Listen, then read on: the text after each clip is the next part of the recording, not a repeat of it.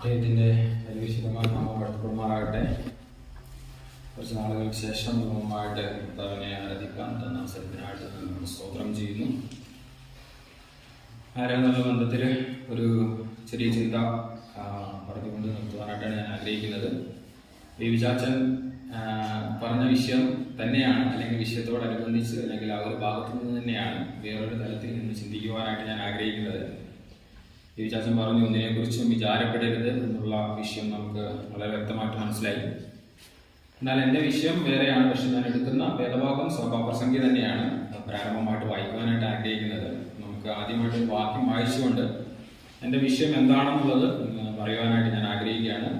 സഭാപ്രസംഗി 3-ാം അധ്യായം അതിൻ്റെ 1-ാമത്തെ വാക്യം നമുക്ക് വായിക്കാം. സഭാപ്രസംഗി 3-ാമത്തെ അധ്യായം അതിൻ്റെ 1-ാമത്തെ വാക്യം. അതിനുശേഷം 2 വാക്യങ്ങൾ കൂടി നമ്മൾ വായിക്കും.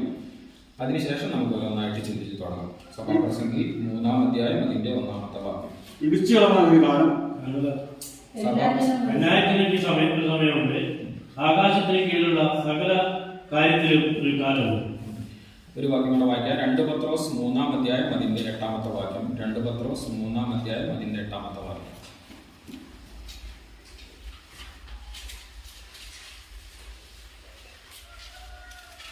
എന്നാൽ പ്രിയമുള്ളവരെ, കർത്താവിന് ഒരു ദിവസം 1000 സംവത്സരം പോലെയും 1000 സംവത്സരം ഒരു ദിവസം പോലെയും ഇരിക്കുന്നു. ഒരു വാക്യം കൂടെ വായിക്കാം. യെശയ്യാ പ്രവാചകന്റെ പുസ്തകം 55-ാം അധ്യായം അതിന്റെ 8-ഉം 9-ഉം വാക്യങ്ങൾ. യെശയ്യാ പ്രവാചകന്റെ പുസ്തകം 55-ാം അധ്യായം അതിന്റെ 8-ഉം 9-ഉം വാക്യങ്ങൾ. എന്റെ വിചാരങ്ങൾ നിങ്ങളുടെ വിചാരങ്ങളല്ല, നിങ്ങളുടെ വഴികൾ എന്റെ വഴികളുമല്ല എന്ന് യഹോവ അരുളിച്ചെയ്യുന്നു. ആകാശം ഭൂമിക്ക് മീതെ ഉയർന്നിരിക്കുന്നത് പോലെ എന്റെ വഴികൾ നിങ്ങളുടെ വഴികളിലും എന്റെ വിചാരങ്ങൾ നിങ്ങളുടെ വിചാരങ്ങളിലും ഉയർന്നിരിക്കുന്നു. ഈ 3 വേദഭാഗങ്ങളും വായിച്ചതിലൂടെ ചെറിയൊരു കാര്യം നിങ്ങൾക്ക് പിടുത്തം കിട്ടിയിട്ടുണ്ടോ? ദൈവത്തിനൊരു സമയമുണ്ട്, അല്ലേ? ദൈവത്തിനൊരു സമയമുണ്ട്. ആ ദൈവത്തിൻ്റെ സമയത്തിനായിട്ട് കാത്തിരിക്കണം എന്നുള്ളതാണ് എൻ്റെ ചിന്താവിഷയം എന്ന് പറയുന്നത്. നമുക്കറിയാം, നമ്മുടെ ജീവിതത്തിൽ പല കാര്യങ്ങൾക്ക് വേണ്ടിയിട്ട് കാത്തിരിക്കുന്നവരാണല്ലേ. ചിലപ്പോൾ നമ്മുടെ അസുഖം ഭേദമാകുവാൻ വേണ്ടിയിട്ട് നമ്മൾ ദീർഘകാലം കാത്തിരിക്കുന്നവരായിരിക്കാം. നല്ലൊരു ഒരു ജോലി കിട്ടുവാൻ, അല്ലെങ്കിൽ നല്ലൊരു സാമ്പത്തികമായ ഒരു മുന്നേറ്റത്തിന് വേണ്ടിയിട്ട് വളരെയധികം കാത്തിരിക്കുന്നവരായിരിക്കാം. അല്ലെങ്കിൽ ശാരീരികമായും മാനസികമായിട്ടുള്ള മറ്റുള്ള എന്തെങ്കിലും ആവശ്യങ്ങൾക്ക് വേണ്ടിയിട്ടോ പലവിധമായിട്ടുള്ള പ്രയാസങ്ങളുടെ പ്രതിസന്ധികളുടെ മധ്യത്തിൽ അതിൽ നിന്നുള്ള ഒരു വിടുതലിന് വേണ്ടിയിട്ടോ കാത്തിരിപ്പ് എന്നുള്ളത് മനുഷ്യനെ സംബന്ധിച്ച് വലിയ കടമ്പ തന്നെയാണ്. നമുക്കറിയാം, പലവട്ടം നമ്മൾ പലതിനും വേണ്ടിയിട്ട് ആഗ്രഹിക്കുന്നു, പലവട്ടം നമ്മൾ പലതിനും വേണ്ടിയിട്ട് പ്രതീക്ഷിക്കുന്നു. നമ്മളിങ്ങനെ കാത്തിരിക്കുകയാണ്. ദൈവത്തോട് നമ്മൾ പലവട്ടം പ്രാർത്ഥിക്കുന്നുണ്ട്, ദൈവത്തോട് നമ്മൾ പലവട്ടം ദൈവസന്നിധിയിൽ നമ്മൾ നിൽക്കുന്നുണ്ട്. എന്നിട്ട് നമ്മുടെ കാത്തിരിപ്പ് അവസാനിക്കുന്നതായിട്ടോ അല്ലെങ്കിൽ നമ്മുടെ കാത്തിരിപ്പ് വീണ്ടും നീണ്ടു പോകുന്നതായിട്ടൊക്കെയാണ് നമുക്ക് പലപ്പോഴും നമുക്ക് മനസ്സിലാക്കുവാനായിട്ട് സാധിക്കുന്നത്. എന്നാൽ ദൈവവചനം നമ്മോട് പറയുന്നത് ദൈവത്തിന്റെ സമയത്തിനായിട്ട് കാത്തിരിക്കുക. കാരണം ദൈവത്തിനൊരു സമയമുണ്ട്. നമ്മൾ വിചാരിക്കുന്നത് പോലെയുള്ളൊരു സമയമല്ല ദൈവത്തിനൊരു സമയം. അതുകൊണ്ട് തന്നെ എന്താണ് ദൈവത്തിന്റെ സമയം? എന്തുകൊണ്ടാണ് ദൈവത്തിന്റെ സമയത്തിന് വേണ്ടിയിട്ട് കാത്തിരിക്കേണ്ടത്? ദൈവത്തിന്റെ സമയം എന്തായി എന്നുള്ളത് അത് നമ്മൾ ഇന്ന് ചിന്തിക്കില്ല. ദൈവം അനുവദിച്ചാൽ വീണ്ടും വരുന്നൊരു അവസരത്തിൽ നമ്മൾ ചിന്തിക്കും. കാരണം അതൊരു വലിയ വിഷയമാണ്. ദൈവത്തിന്റെ സമയം എന്തായി എന്നുള്ളത് നമുക്ക് എങ്ങനെ മനസ്സിലാക്കുവാനായിട്ട് സാധിക്കും? ഇന്ന് പ്രധാനമായിട്ടും നമ്മൾ ചിന്തിക്കാൻ ആഗ്രഹിക്കുന്നത് എന്താണ് ദൈവത്തിന്റെ സമയം. രണ്ടാമത്, എന്തുകൊണ്ട് നമ്മൾ ദൈവത്തിന്റെ സമയത്തിനായിട്ട് കാത്തിരിക്കണം? നമ്മൾ കാത്തിരിക്കുന്നുണ്ട്, നമ്മൾ പല ആവശ്യങ്ങൾക്കും നമ്മൾ പ്രാർത്ഥിക്കുന്നുണ്ട്. പക്ഷെ നമുക്ക് നമ്മുടെ ജീവിതത്തിൽ അത് വീണ്ടും നമ്മൾ വെയിറ്റ് ചെയ്യുന്നു, വീണ്ടും നമ്മൾ കാത്തിരിക്കുന്നത് പോലെ നമുക്ക് തോന്നുകയാണ്. ഇതിനൊന്നും യാതൊരു ആൻസറും ലഭിക്കുന്നില്ല. ദീർഘനാളായിട്ട് ഒരു കാര്യത്തിന് വേണ്ടി പ്രാർത്ഥിക്കുന്നു, ഒരു പക്ഷേ അതൊരു രോഗസൗഖ്യത്തിന് വേണ്ടിയായിരിക്കാം, അല്ലെങ്കിൽ ഒരു സാമ്പത്തികമായ ഒരു ആവശ്യത്തിന് വേണ്ടിയിട്ടായിരിക്കാം, ഒരു ഭവന നിർമ്മാണത്തിന് വേണ്ടിയിട്ടായിരിക്കാം, അല്ലെങ്കിൽ ഒരു പഠനത്തോടുള്ള ബന്ധത്തിൽ ഒരു വിജയത്തിന് വേണ്ടിയിട്ടായിരിക്കാം. നമ്മൾ ദീർഘകാലം പല ആവശ്യങ്ങൾക്കായിട്ട് പ്രാർത്ഥിച്ചുകൊണ്ടിരിക്കുകയാണ്. പക്ഷേ അത് നീണ്ടു പോകുന്നു. അതെന്തുകൊണ്ടാണ് നീണ്ടു പോകുന്നതെന്ന് ചോദിച്ചാൽ ദൈവത്തിന്റെ സമയത്താണ് സംഭവിക്കുള്ളൂ. നമുക്കറിയാം. അപ്പോൾ എന്താണ് ദൈവത്തിന്റെ സമയം? എന്തുകൊണ്ടാണ് നമ്മൾ ആ ദൈവത്തിന്റെ സമയത്തിന് വേണ്ടി കാത്തിരിക്കേണ്ടത്? ഇത്രയും 2 കാര്യങ്ങൾ പ്രാരംഭമായിട്ട് പറഞ്ഞു കൊടുക്കുവാനാണ് ആഗ്രഹിക്കുന്നത്. വരുന്ന സമയത്ത് നമുക്ക് അതിന്റെ ലക്ഷണങ്ങൾ എന്താണെന്നുള്ളത് നമുക്ക് പിന്നീട് ചിന്തിക്കാം. എന്താണ് ദൈവത്തിന്റെ സമയം എന്ന് പറയുന്നത്? പ്രധാനമായിട്ടും നമ്മൾ മനസ്സിലാക്കേണ്ടുന്ന ഒരു കാര്യം എന്ന് പറയുന്നത് നമ്മുടെ സമയമല്ല ദൈവത്തിന്റെ സമയം. നമ്മുടെ സമയം എങ്ങനെയാണ് നമ്മൾ കാൽക്കുലേറ്റ് ചെയ്യുന്നത്? നമ്മൾ എങ്ങനെയാണ് അതിനെ കണ്ടെത്തുന്നത്? ദിവസങ്ങൾ, മാസങ്ങൾ, വർഷങ്ങൾ, മണിക്കൂറുകൾ, മിനിറ്റുകൾ. നമ്മൾ അങ്ങനെയാണ്, അല്ലെ? നമുക്കൊരു രോഗം വന്നു, നമുക്കൊരു പ്രയാസമോ നമ്മളൊരു ബുദ്ധിമുട്ട് അനുഭവിക്കാം, നമ്മൾ കാൽക്കുലേറ്റ് ദൈവമേ 4 വർഷമായി, 5 വർഷമായി, 2 വർഷമായി, നമ്മൾ അങ്ങനെയാണ് കാൽക്കുലേറ്റ് ചെയ്യുന്നത്. എന്നാൽ ദൈവത്തിന്റെ സമയം എന്ന് പറയുന്നത് നമ്മുടെ സമയമല്ല. ദൈവത്തിന്റെ സമയത്തിനൊരു പ്രത്യേകതയാണ്. ഒന്നാമതായിട്ട് നാം മനസ്സിലാക്കുന്ന കാര്യം, ദൈവത്തിന് സമയം ബാധകമാണ്. കാരണം അവൻ അനാദിയായും ശാശ്വതമായും ദൈവമായിരിക്കുന്നു. അവൻ അൽഫയും ഒമേഗയുമാകുന്നു. അവൻ ആരംഭവും അവസാനമാകുന്നു. അതിൻ്റെയൊക്കെ അർത്ഥം എന്തെന്ന് ചോദിച്ചാൽ, സമയം ഉണ്ടാകുന്നതിന് മുമ്പേ ആരുണ്ട്? ദൈവമുണ്ട്. സമയം അവസാനിച്ചതിന് ശേഷവും ആരുണ്ട്? ദൈവമുണ്ട്. അതായത് ദൈവത്തെ സമയം കൊണ്ട് ഒരിക്കലും നിർവചിക്കുവാനായിട്ടോ അടക്കുവാനായിട്ടോ സാധിക്കില്ല എന്നാണ് ബൈബിൾ പറയുന്നത്. ദൈവം സമയത്തിന് അധീനമാണ്. ദൈവത്തിന് ഒരേ സമയത്ത് തന്നെ ഭൂതകാലത്തും ഒരേ സമയത്ത് തന്നെ വർത്തമാനകാലത്തും ഒരേ സമയത്ത് തന്നെ ഭാവി കാലത്തും നിൽക്കുവാനുള്ള കഴിവുള്ളത് കൊണ്ടാണ് ദൈവത്തെ ദൈവം എന്ന് നമ്മൾ വിളിക്കുന്നത്. അതായത് ദൈവത്തിന് ഭാവിയിൽ ഇവിടുന്ന് ആയിരക്കണക്കിന് വർഷങ്ങൾക്കപ്പുറം സംഭവിക്കുന്നത് എന്താണെന്ന് ദൈവത്തിന് അറിയാം. ദൈവത്തിന്റെ സാന്നിധ്യം അവിടെയുമുണ്ട്. അതേസമയം നമ്മുടെ ഭൂതകാലത്തും ദൈവത്തിന്റെ സാന്നിധ്യമുണ്ട്, നമ്മുടെ വർത്തമാനകാലത്തും ദൈവത്തിന്റെ സാന്നിധ്യമുണ്ട്. അവന് സമയം എന്നുള്ളത് ബാധകമല്ല എന്നുള്ളതാണ്. അതുകൊണ്ടാണ് അവൻ അൽഫയും ഒമേഗയും ആവും. ഈ അൽഫ ഒമേഗ എന്നുള്ള വാക്ക് എന്ന് പറയുന്നത് ആരംഭവും അവസാനവുമാണ്. അതിന് അൽഫ എന്നുള്ള വാക്കിന് അതിന് പുറകിൽ വേറൊന്നുമില്ല, ഒമേഗ എന്ന വാക്കിന് അപ്പുറം വേറൊന്നുമില്ല. അതായത് എല്ലാത്തിന്റെയും ആരംഭവും അവസാനവുമായി നിൽക്കുന്നത് കൊണ്ട് തന്നെ ദൈവത്തിന് സമയം ബാധകമല്ല. അതായത് സമയം ഉണ്ടാകുന്നതിന് മുമ്പേ ദൈവമുണ്ട്. ഞാൻ പറഞ്ഞ പോലെ സമയം ഉണ്ടായ ശേഷവും എന്തുണ്ട്? ദൈവമുണ്ട്. എങ്കിലും വേദപുസ്തകത്തിൽ നമുക്കത് മനുഷ്യനത് മനസ്സിലാക്കാൻ കുറച്ച് ബുദ്ധിമുട്ടുള്ളത് കൊണ്ട് വേദപുസ്തകത്തിൽ ദൈവത്തിന്റെ സമയത്തെ കുറിച്ച് പറയുമ്പോൾ വിവിധ ആളുകൾ പ്രത്യേക വാക്ക് ഉപയോഗിച്ചിട്ടുണ്ട്. അത് നമ്മൾ ഹീബ്രു ഭാഷയിലൊക്കെ നോക്കുമ്പോൾ ദൈവത്തിന്റെ സമയത്തിന് കൊടുത്തിരിക്കുന്ന വാക്കുകൾ കൈറോസ് എന്നുള്ളൊരു പദപ്രയോഗമാണ്, ഒരു ഗ്രീക്ക് പദപ്രയോഗമാണ്. ഈ കൈറോസ് എന്ന വാക്കിന്റെ അർത്ഥം എന്ന് പറയുന്നത് അതിന് 2-3 തരത്തിലെന്ന് വിളിക്കാം. ഒന്ന് തക്ക സമയം, രണ്ടാമത് അതതിന്റെ സമയം എന്നുള്ളതാണ്. അതായത് കൈറോസ് എന്ന വാക്കിന്റെ അർത്ഥം ദൈവം പ്രവർത്തിക്കുന്ന സമയമാണ് ദൈവത്തിന്റെ സമയം. നമുക്ക് 2 വാക്യങ്ങൾ വായിക്കാം അത് മനസ്സിലാക്കാൻ വേണ്ടിയിട്ട്. സഭാപ്രസംഗി തന്നെ 3-ാം അധ്യായം അതിന്റെ 11-ാമത്തെ വാക്യവും അതിനുശേഷം 1 പത്രോസിലേക്ക് നമുക്ക് കടന്നു വരാം. സഭാപ്രസംഗി 3-ാം അധ്യായം അതിന്റെ 11-ാമത്തെ വാക്യം. അവൻ സകലവും അതാത് സമയത്ത് ഭംഗിയായി ചെയ്ത് നിത്യതയിൽ മനുഷ്യഹൃദയത്തിൽ വച്ചുമിരിക്കുന്നു.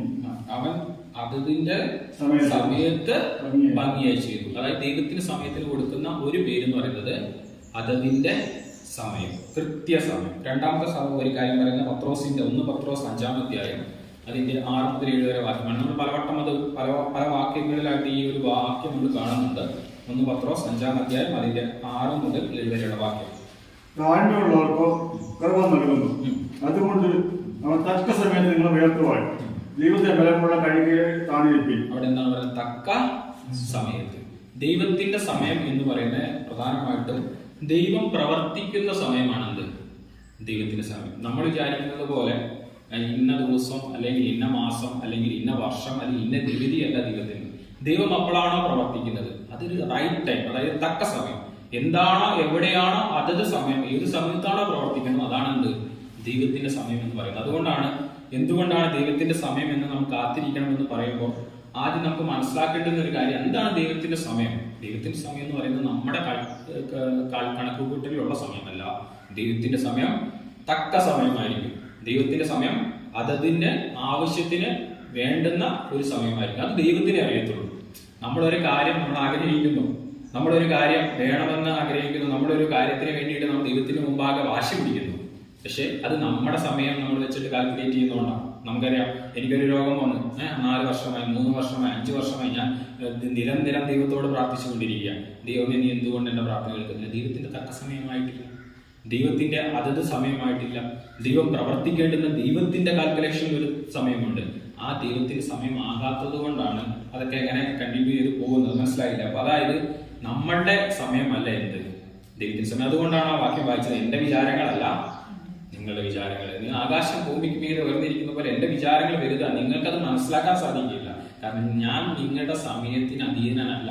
മനുഷ്യനുണ്ടാക്കിയ സമയത്തിന് ഞാൻ അധീനനല്ല. ഞാൻ സമയത്തിന് മുമ്പുമുണ്ട്, സമയത്തിന് ശേഷവുമുണ്ട്. അപ്പൊ എന്താണ് ദൈവത്തിന് സമയം എന്നുള്ളത് നമുക്ക് മനസ്സിലായി. ദൈവത്തിന്റെ സമയം എന്ന് പറയുന്നത് കൈറോസ് എന്ന വാക്കുകൊണ്ടാണ് പറഞ്ഞിരിക്കുന്നത്. അതിന്റെ അർത്ഥം എന്ന് പറയുന്നത് ദൈവം പ്രവർത്തിക്കുന്ന സമയമാണ് എന്ത്?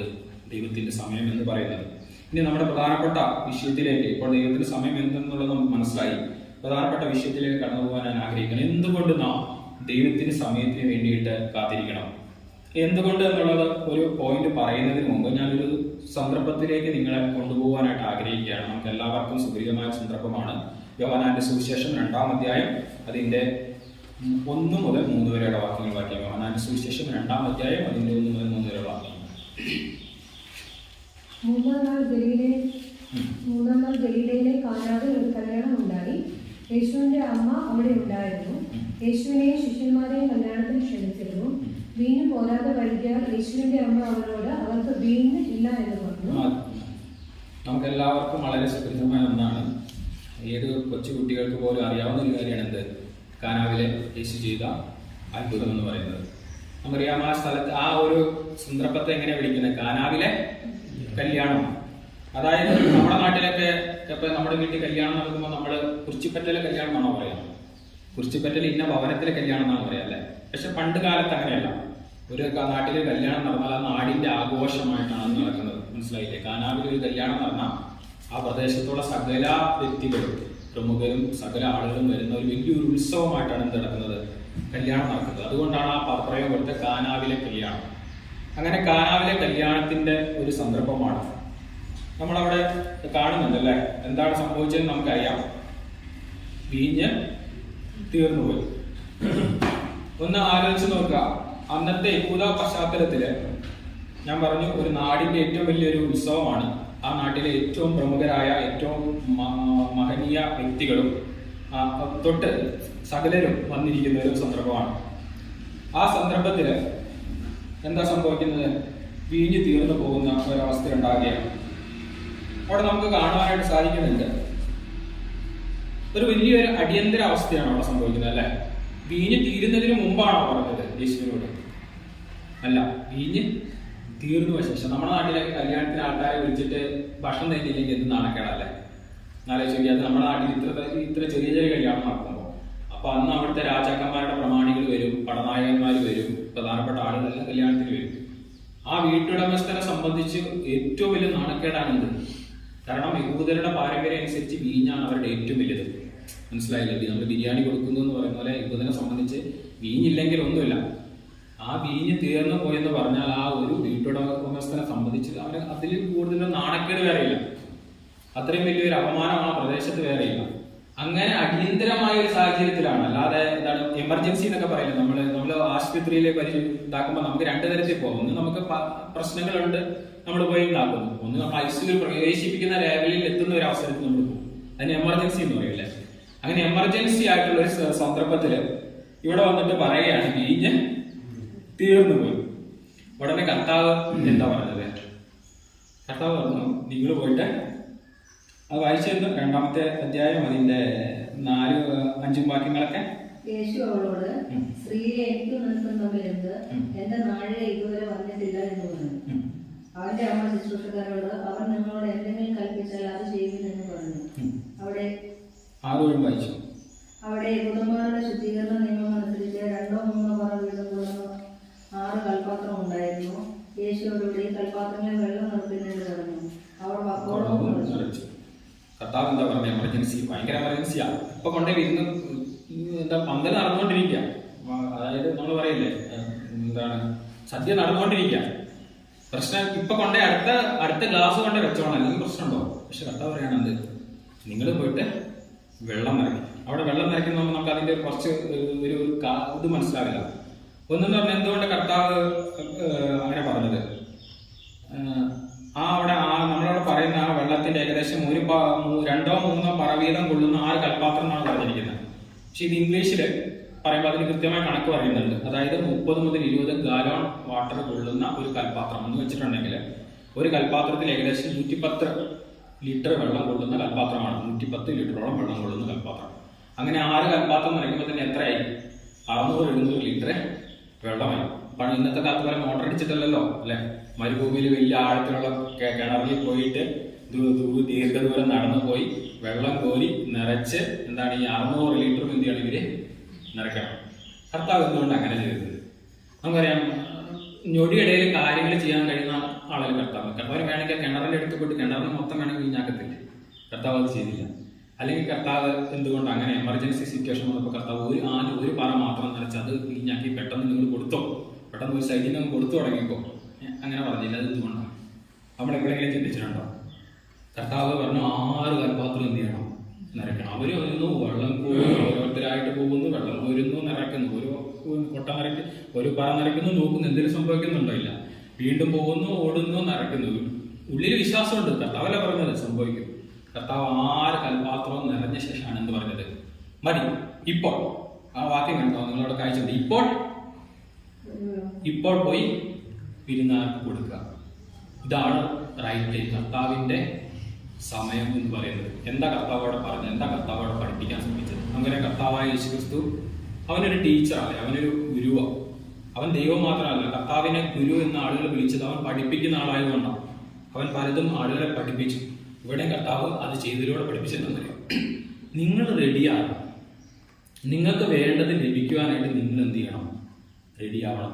ഓരോ തവണ അവർ വെള്ളം കോരി നിറയ്ക്കുമ്പോഴും അവരുടെ പ്രതീക്ഷ എന്താണ്? ഇതിലെന്തെങ്കിലും സംഭവിക്കും, കർത്താവ് എന്തെങ്കിലും ചെയ്യും, ഇല്ലേ? പക്ഷെ ഓരോ സമയം അവർക്ക് എന്ത് വർദ്ധിച്ചുകൊണ്ടിരിക്കുന്നുണ്ട്? കർത്താവിലുള്ള വിശ്വാസം വർദ്ധിച്ചുകൊണ്ടിരിക്കുന്നു. ആ കർത്താവ് പറഞ്ഞു, എൻ്റെ എത്രയാണെങ്കിലും ഞാൻ സഹിച്ചാൽ കുഴപ്പമില്ല. കർത്താവ് പറഞ്ഞിട്ടുണ്ടോ? അവരെന്തെങ്കിലും കൽപ്പിച്ചിട്ടുണ്ടോ? 600 ലിറ്റർ 700 ലിറ്റർ ഞാൻ അത്രയും സമയം എടുത്ത് ഞങ്ങൾ ഈ എമർജൻസിന്റെ ഇടയിൽ ഞങ്ങൾ നിറയ്ക്കാനായിട്ട് കർത്താവിനെ ഒരു ക്വസ്റ്റ്യൻ ചെയ്തില്ല. മനസ്സിലായില്ലേ? ദൈവം നമ്മളെ ഓരോരോ പരീക്ഷകളിലൂടെ കടത്തിവിടുന്നത്, ദൈവം നമ്മളെ ഓരോരോ പ്രശ്നങ്ങളിലൂടെ കടത്തിവിടുന്നത് എന്തുകൊണ്ടാണെന്ന് മനസ്സിലായി. ദൈവത്തിന്റെ ഒരു സമയമുണ്ട്. ഇപ്പോൾ ഈ 6 കൽപാത്രങ്ങൾ നിറയ്ക്കുവാനായിട്ട് നമ്മുടെ ഒരു പ്രശ്നം ഒന്നുമില്ല. നമ്മൾ ഒരു കൽപാത്രം നിറയ്ക്കും, എന്നിട്ട് ഉടനെ പോയിട്ട് നോക്കും, ദൈവം ഇതെന്താ ശരിയാവാത്ത, അല്ലെ? നമ്മൾ ദൈവസന്നിധിയിൽ പോയിട്ട് നമ്മുടെ പ്രശ്നങ്ങളെല്ലാം നമ്മളിങ്ങനെ ദൈവസന്നിധിയിൽ കടന്ന് കരഞ്ഞ് രാത്രികളിൽ നമ്മുടെ കണ്ണുനീരെല്ലാം ഒഴുക്കിയിട്ട് പിറ്റേ ദിവസം നോക്കുമ്പോൾ നമ്മുടെ പ്രശ്നത്തിന് ഒരു കുറവുമില്ല, നമ്മുടെ വേദനയ്ക്ക് ഒരു കുറവുമില്ല. 2ാമത്തെ ദിവസം നമ്മൾ കരഞ്ഞു നോക്കും ദൈവസന്നിധിയിൽ, 3ാമത്തെ ദിവസം നമ്മൾ കരഞ്ഞു നോക്കും, അതോടെ മടുത്തു തുടങ്ങും നമ്മുടെ മനസ്സ്. ദൈവത്തിനൊരു സമയമുണ്ടെന്ന്.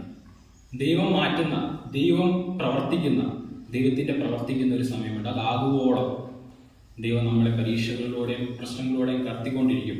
ആ വ്യക്തികൾക്ക് അവരുടെ മനസ്സ് മടുത്തു പോയിരുന്നെങ്കിൽ, എത്ര നേരമായി വെള്ളം പോരുന്നത്, ഈ കിണറിൽ പോയിട്ട് ഈ പാത്രം വെച്ചിട്ട് ഇത്ര പറന്നിറക്കുന്ന അവർക്ക് മടുത്തു പോയിരുന്നെങ്കിൽ അവരെന്താ പറയുന്നത്? ഇയാൾക്ക് വേറെ പണിയില്ലേ, ഈ കർത്താവിന് വേറെ പണിയില്ലേ, ഇതെന്തിനാണ് ഇത്ര വെള്ളം നിറയ്ക്കുന്നത്? കർത്താവിന് കൽപ്പിച്ചാൽ പോരാ. പക്ഷെ അവർ ആരും ക്വസ്റ്റ്യൻ ചെയ്തില്ല. അവരെന്ത് ചെയ്തു? അവർ കർത്താവ് പറയുവോളം 6 കൽപാത്രങ്ങളിൽ അവർ വെള്ളം നിറച്ചു. മനസ്സിലായില്ലേ? അതായത് ദൈവം നമ്മെ റെഡിയാക്കുക, ദൈവം നമ്മെ ഒരുക്കുക.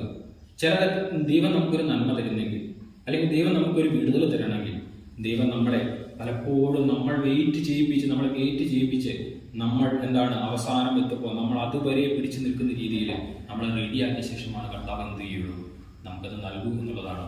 നമുക്കറിയാം, നമ്മൾ ഡ്രൈവിംഗ് ഒക്കെ പഠിക്കാൻ പോകുന്ന ആളല്ലേ. നേരെ ഡ്രൈവിംഗ് സ്കൂളിൽ ചെന്നിട്ട് ഉടനെ വണ്ടി എടുത്ത് തരുമോ? ഓടിച്ചോളാൻ പറഞ്ഞു ഇല്ല. ആദ്യം എന്താ പഠിപ്പിക്കുക? ഉരുട്ടാൻ പഠിപ്പിക്കും. അതിനുശേഷം എന്താ? ബ്രേക്ക് പഠിപ്പിക്കും, ക്ലച്ച് പഠിപ്പിക്കും, ഇല്ലേ? എത്ര നാളുകൾ എടുത്ത ശേഷമാണ് ഒരു കാര്യം നമുക്ക് പെർഫെക്റ്റ് ആയിട്ട് നമ്മുടെ കയ്യിലേക്ക് തരുന്നത്. കർത്താവ് ഏതൊക്കെ കാര്യങ്ങൾ ചെയ്തിട്ടുണ്ടോ, കർത്താവ് ചെയ്തത് മെത്തേഡാണ്. കർത്താവ് ആദ്യമേ തന്നെ അതൊന്നും മൊത്തത്തിലും തരില്ല. നമ്മൾ ഓരോരോ തീശൂടയിലൂടെ കടത്തിവിട്ട് നമ്മളെ അടിച്ചടിച്ച് ഉരുക്കി നമ്മളെ പരുവപ്പെടുത്തിയിട്ട് ആം റെഡി, ഞാൻ എന്തും സഹിക്കാനുള്ള ഒരു ലെവലിൽ ഞാൻ എത്തുകയാണെന്ന് കാണുമ്പോൾ കർത്താവ് എന്ത് ചെയ്യും? നമുക്ക് വേണ്ടത് എന്താണോ, ദൈവം എന്താണോ നമുക്ക് വാഗ്ദാനം ചെയ്തിട്ടുള്ളത് അവന്റെ തക്ക സമയത്ത് തരും എന്നുള്ളതാണ് ദൈവം ഞാൻ പറയുന്നത്. അതുകൊണ്ടാണ് നമ്മുടെ പരീക്ഷകൾ, നമ്മുടെ വേദനകൾ, നമ്മുടെ കഷ്ടതകൾ നമ്മൾ അടിക്കടി ഇങ്ങനെ വന്നുകൊണ്ടിരിക്കും. ഇതിനൊരു കുറവില്ലേ കർത്താവേ? എന്തുകൊണ്ട് ഇതിനൊരു എൻഡ്, ഇതിനൊരു അവസാനം ഉണ്ടാകുന്നില്ലെന്ന് ചോദിച്ചാൽ അവസാനമുണ്ട്. കർത്താവിന്റെ സമയമാകുന്നവരെ നീയും ഞാനും റെഡിയാകുവാനായിട്ട്, നീയും ഞാനും ഒരുക്കപ്പെടുവാനായിട്ട് കർത്താവ് വീണ്ടും നമ്മളെ പരീക്ഷയിലൂടെ കടത്തിവിടും എന്നുള്ളതാണ് നമുക്ക് കാണാനായിട്ട് സാധിക്കുന്നത്. അതുകൊണ്ടാണ് ഇപ്പോൾ ദൈവത്തിനൊരു സമയമുണ്ട്, ആ സമയമാവുമ്പോൾ എല്ലാം ശരിയാകുമെന്ന് പറയുന്നത്. അതുകൊണ്ടാണ് ഞാൻ പറഞ്ഞത്, ദൈവത്തിന്റെ സമയത്തിന് വേണ്ടി എന്തുകൊണ്ട് കാത്തിരിക്കണം? ദൈവം നമ്മളെ റെഡിയാക്കുന്നത്, പരുവപ്പെടുന്നതിന് വേണ്ടിയിട്ട് നമ്മൾ കാത്തിരിക്കണം. നമ്മുടെ സമയം വെച്ച് നമ്മൾ കാൽക്കുലേറ്റ് ചെയ്തുകൊണ്ടിരുന്ന, നമ്മുടെ സമയം വെച്ച് നമ്മൾ പരിശോധിച്ചുകൊണ്ടിരുന്ന നമുക്ക് വിഷമം വരും, നിരാശ വരും, നമ്മുടെ ജീവിതത്തിൽ ദുഃഖം വരും. എന്തുകൊണ്ട് ഇത്ര നാൾ നമ്മൾ കടന്നു പോകുന്നു? ദൈവത്തിന്റെ സമയമായിട്ടില്ല.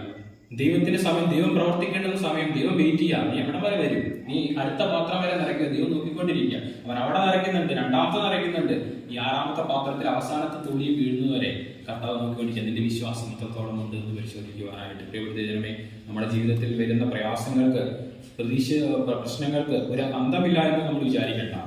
ദൈവം പ്രവർത്തിക്കുന്ന ഒരു സമയമുണ്ട്, ദൈവത്തിന്റെ സമയം എന്നുള്ളത് കാണുവാനായിട്ട് സാധിക്കും. 2ാമതായിട്ട് എന്തുകൊണ്ട് നമ്മൾ ദൈവത്തിന്റെ സമയത്തിന് വേണ്ടിയിട്ട് കാത്തിരിക്കണം? നമ്മുടെ പ്രശ്നത്തിനുള്ള യഥാർത്ഥ ഉത്തരം ലഭിക്കുവാനായിട്ട് ദൈവത്തിന്റെ സമയത്തിന് വേണ്ടിയിട്ട് നമ്മൾ കാത്തിരിക്കണം എന്നുള്ളതാണ് പറയുന്നത്. നമുക്കറിയാം, ചിലപ്പോൾ നമുക്ക് നമ്മൾ പ്രാർത്ഥിക്കുന്ന കാര്യങ്ങൾക്ക് നമുക്ക് യെസ് ഓർ നോ ലഭിക്കും അല്ലേ? ചിലപ്പോൾ ദൈവം പറയും നിനക്ക് തന്നിരിക്കുന്നു, ചിലപ്പോൾ പറയും വേണ്ട, നിനക്കത് വേണം. നമുക്ക് വേദപുസ്തകത്തിലെ 2 വ്യക്തികളെ കാണുവാനായിട്ട് സാധിക്കുന്നുണ്ട്. ഒന്നാമത്തെ വ്യക്തി എന്ന് പറഞ്ഞാൽ നമുക്കൊരു വാക്യം 1 ദിനവൃത്താന്തം 28-ാം അധ്യായം അതിന്റെ 2-3 വാക്യങ്ങളാണ്. 1 ദിനവൃത്താന്തം 28-ാം അധ്യായം അതിന്റെ 2-3 വാക്യങ്ങൾ വേഗത്തിൽ വായിച്ചാൽ. 28-ാം അധ്യായം അതിന്റെ 2-3 വാക്യം. ദാവീദ് രാജാവ് എഴുന്നേറ്റ് പറഞ്ഞത് എന്തെന്നാൽ, എന്റെ സഹോദരന്മാരും ജനമായുള്ളവരെ എന്റെ വാക്കിൽ കേൾപ്പിക്കും. യഹോവയുടെ നീതപ്പെട്ടതിനും നമ്മുടെ ദൈവത്തിന്റെ പാദപടത്തിനുമായി ഒരു ഇസ്രായേൽ പണിയുവാൻ എനിക്ക് താല്പര്യമുണ്ടായിരുന്നു. ആ പണിക്ക് വേണ്ടി ഞാൻ വട്ടം കൂട്ടിയിരുന്നു. എന്നാൽ ദൈവനോട്, നീ എന്റെ നാമത്തിന് ഒരു ആലയം പണിയരുത്, നീ ഒരു യോദ്ധാഭാവവും രക്തവും ചൊരിയിച്ചിരിക്കുന്നു എന്ന് കൽപ്പിച്ചു. അവിടെ എന്താ സംഭവിച്ചത്? ദാവീദ് രാജാവിനെ സംബന്ധിച്ച് ഏറ്റവും വലിയ ആഗ്രഹം എന്താ? ദേവാലയം പണിയും. ദാവീദിനെ പോലെ ദേവാലയം പണിയാൻ ഇത്ര യോഗ്യതയില്ലാത്ത യോഗ്യതയുള്ള വേറെ ആരെങ്കിലും ഉണ്ടോ? ദേവാലയത്തെ സംബന്ധിച്ച് എന്തോ ഒരു സങ്കീർത്തനങ്ങൾ രചിച്ച വ്യക്തി അല്ലേ?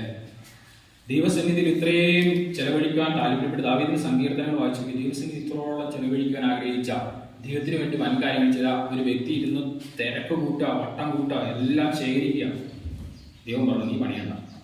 അവന്റെ ജീവിതത്തിൽ ഏറ്റവും വലിയ ആഗ്രഹം, അവന്റെ പ്രാർത്ഥനയാണ്. ദൈവം പറഞ്ഞു നീ പണിയണ്ട, നോ, നീ പണിയണ്ട, നിന്റെ പ്രാർത്ഥനയ്ക്ക് നോ. എന്നാൽ ദൈവം ഉദ്ദേശിച്ച ദൈവത്തിന്റെ നോയ്ക്ക് ഒരു കാര്യം ഉണ്ടായിരുന്നു. നമുക്കറിയാം, 28-29 അധ്യായങ്ങളിലൊക്കെ കടന്നു വരുമ്പോൾ ആരാണ് പിന്നെ ദേവാലയം പണിയുന്നത്? ശലോമോൻ അല്ലെ? അവന്റെ മകനായ ശലോമോനെ കൊണ്ട് എന്ത് ചെയ്തു? ദേവാലയം പണിതു. പക്ഷെ അവിടെ എല്ലാം കാണുവാൻ സാധിക്കും, ദാവീദിനെ കൊണ്ടാണ് ആ ആലയത്തിന് വേണ്ടുന്ന സകല സാമഗ്രികളും കൊടുത്തു വരെ സകലതും ശേഖരിപ്പിച്ചതായിക്കൊണ്ടാണ് ദാവീദിനെ. ദൈവം നോ പറയുന്നാലും അതിന് പുറകിലൊരു കാരണമുണ്ട്. മനസ്സിലായില്ലേ? ഇന്ന് ദാവീദിന്റെ ഹൃദയത്തിൽ സന്തോഷത്തോടെ പറയാൻ സാധിക്കും, എന്റെ മകൻ ശലോമോൻ എന്ത് ചെയ്തു? ദേവാലയം പണിതു. ദാവീദിന്റെ കൈ രക്തം വരേണ്ടതായതുകൊണ്ട്, അതായത് രക്തം വീഴ്ച കഴിയായതുകൊണ്ടാണ് ദൈവം അവനെ കൊണ്ട് പണിയിക്കാതിരുന്നത്. പക്ഷേ അന്ന് ദാവീദിന് വളരെ വേദന തോന്നിയിരുന്നെങ്കിലും ഇന്ന് ഹൃദയത്തിൽ ഏറ്റവും വലിയ സന്തോഷമുണ്ട്. ഇന്നും 2000 വർഷങ്ങൾക്കപ്പുറം ദാവീദിന്റെ പേരിലാണ് ആ ദേവാലയം അറിയപ്പെടുന്നത്. മനസ്സിലായില്ലേ? ശലോമോൻ പണിതുവെങ്കിലും ദാവീദിന്റെ പേരിൽ അത് അറിയപ്പെടുന്നത്. ദൈവത്തിന്റെ നോയ്ക്കൊരു കാരണമുണ്ട്. അപ്പോസ്തലനായ പൗലോസിനെ കുറിച്ച് ചിന്തിച്ചു നോക്ക്. 3 വട്ടം ദൈവത്തോട് അപേക്ഷിച്ചു അല്ലേ? എന്റെ കൃപ നിനക്ക് മതി, എന്റെ ശക്തി ബലഹീനതയിൽ തെളിഞ്ഞു വരുന്നു. അപ്പോസ്തലനായ പൗലോസിനെ എന്തുകൊണ്ട് നോ പറയിച്ചത് കൊണ്ട് എന്ത് ചെയ്യുന്നുണ്ട്? അതിനൊരു കാരണമുണ്ട്. വെളിപ്പാടുകളുടെ ആധിക്യത്താൽ എന്റെ ഹൃദയം നെഗളിച്ചു പോകാതിരിക്കേണ്ടത് ജഡത്തിന് എന്റെ മേലൊരു ശൂലം തന്നിരിക്കുന്നു. അപ്പോസ്തലനായ പൗലോസ് ഇന്ന് അപ്പോസ്തലനായ പൗലോസായി അറിയപ്പെടണമെങ്കിൽ, അനേക സ്ഥലസഭകൾ സ്ഥാപിക്കണമെങ്കിൽ, അനേക ആളുകളെ ദൈവത്തിലേക്ക് നടത്തണമെങ്കിൽ ആ ജഡത്തിൽ ആ ശൂലം ഉണ്ടായേ മതിയാകുകയുള്ളൂ. ഇല്ലെങ്കിൽ അവൻ നെഗളിച്ചു പോകുമെന്ന് ദൈവത്തിനറിയാം. മനസ്സിലായില്ലേ? ദൈവം തരുന്ന നോയി, ദൈവം വേണ്ട എന്ന് പറയുന്നതിന് അതിനും കാരണമുണ്ട് എന്നുള്ളതാണ്. അതാണ് ഞാൻ പറഞ്ഞു വന്നത്. നമ്മൾക്ക് ലഭിക്കുന്ന നമ്മുടെ പ്രാർത്ഥനയുടെ ശരിയായ ആൻസർ, അത് യെസ് ആണോ നോ ആണോ, അത് ലഭിക്കണമെങ്കിൽ ദൈവത്തിന്റെ സമയത്തിന് വേണ്ടിയിട്ട് എന്ത് ചെയ്യണം?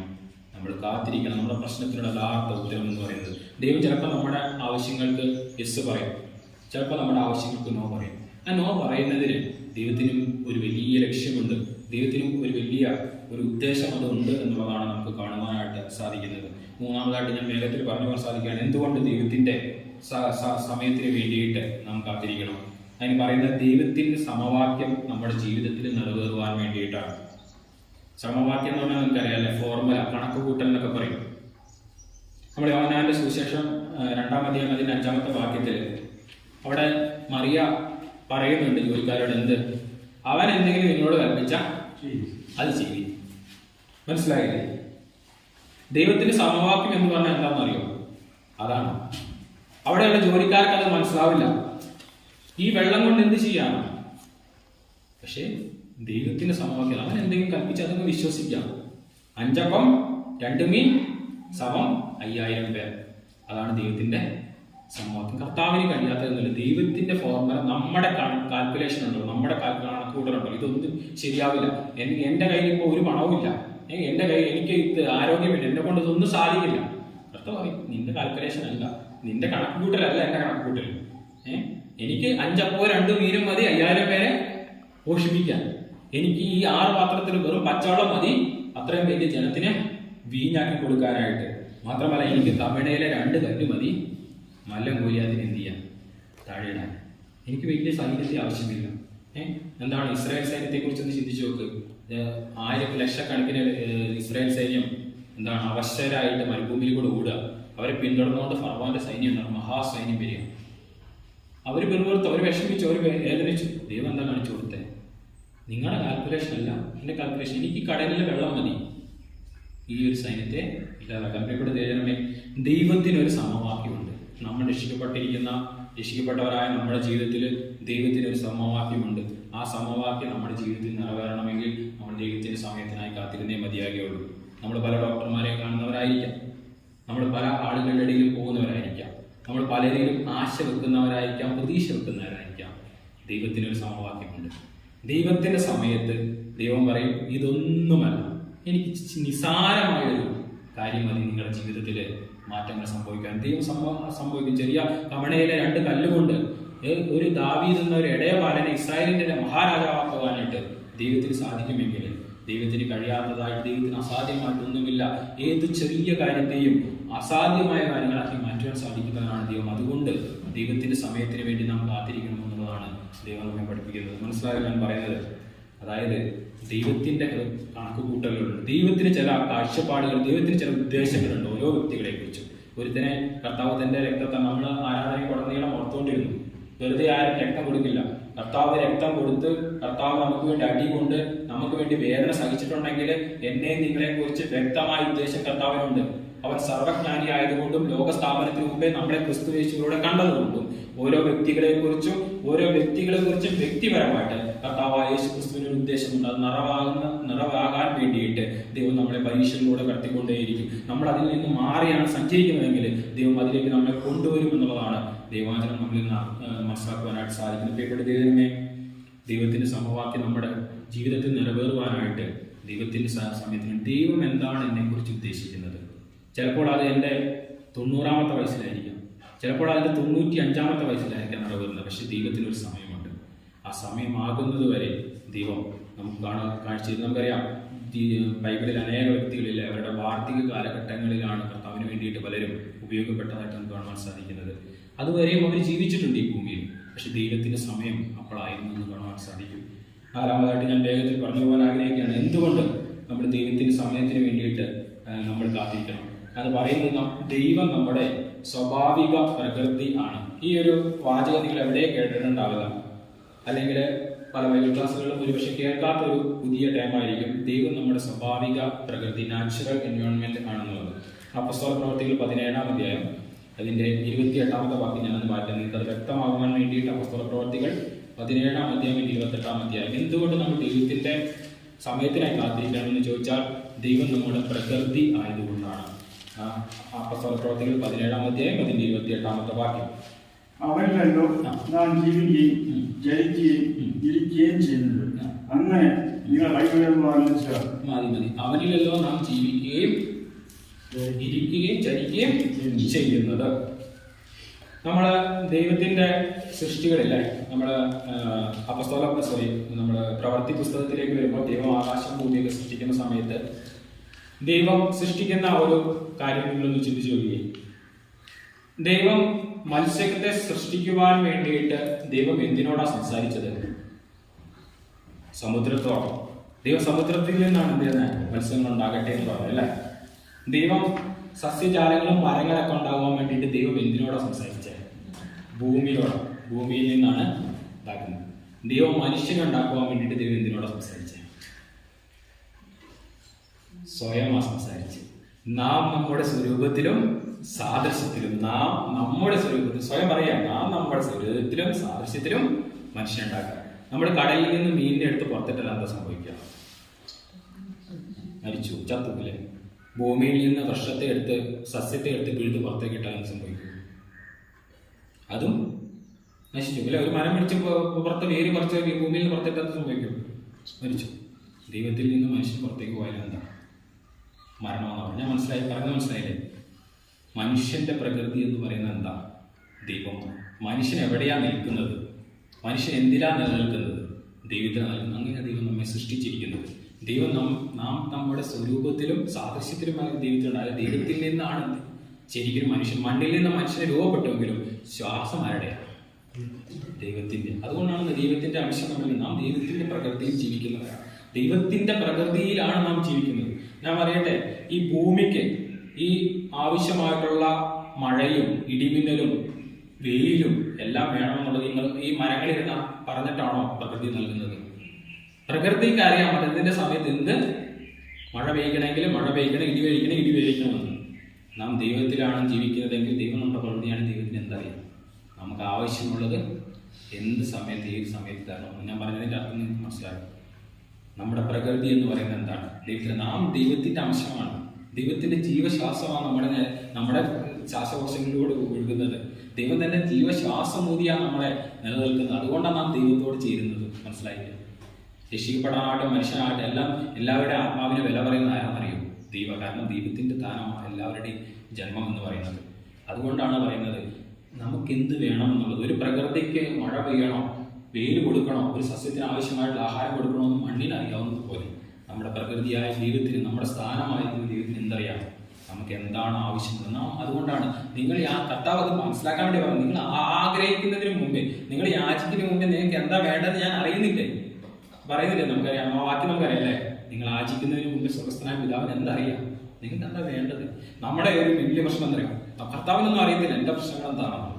കർത്താവിനൊന്നും അറിയത്തില്ല എൻ്റെ ആവശ്യങ്ങൾ എന്താണെന്നുള്ളത്. ഞാൻ ചോദിച്ചില്ലെങ്കിലും ഞാൻ പ്രാർത്ഥിച്ചില്ലെങ്കിലും ദൈവത്തിന് എന്തറിയാം? എൻ്റെ ആവശ്യമുണ്ട്. നാം സർവജ്ഞാനിയാണ്.